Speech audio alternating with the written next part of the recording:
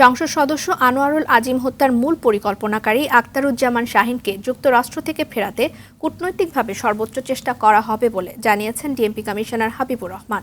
হত্যার মোটিভ জানতে শাহীনকে গ্রেফতার করা জরুরি বলেও মনে করেন তিনি।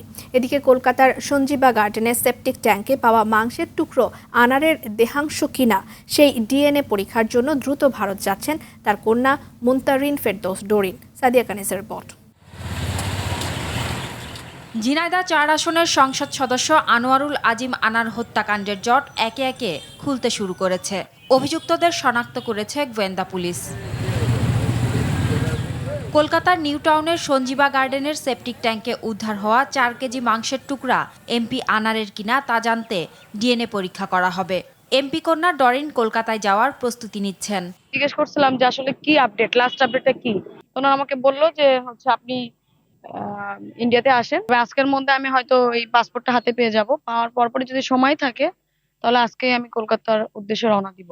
মরদেহের সন্ধানে বুধবারও কলকাতায় অভিযান চালায় দুদেশের গোয়েন্দারা।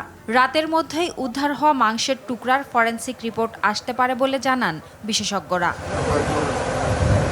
ডিএমপি হেডকোয়ার্টারে database and analysis of road crash software প্রশিক্ষণের উদ্বোধন করে ডিএমপি কমিশনার বলেন, ডিএনএ পরীক্ষায় সব পরিষ্কার হবে। খণ্ডিত কিছু মাংস উদ্ধার করা হয়েছে, সেটি আসলেই আমাদের মাননীয় সংসদ সদস্যের কি না সেটি ডিএনএ টেস্ট করলেই কেবল বোঝা যাবে। যুক্তরাষ্ট্রের সঙ্গে বন্দি বিনিময় চুক্তি না থাকায় আনার হত্যার মূল পরিকল্পনাকারী শাহীনকে দেশে ফেরাতে কূটনৈতিক তৎপরতা চালাচ্ছে পুলিশ।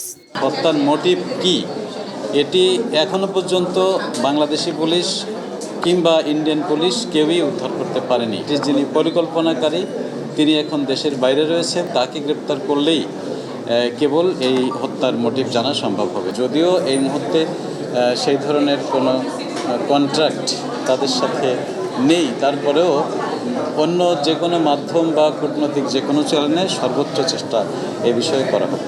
গত 11 মে ভারতে গিয়ে নিখোঁজ হন সংসদ সদস্য আজিম। 21 মে গোয়েন্দারা নিশ্চিত হন তিনি খুন হয়েছেন। এরপর থেকে মরদেহের সন্ধানে অনুসন্ধান চালাচ্ছে দুদেশের গোয়েন্দারা। সাদিয়া কানিজ, RTV, ঢাকা।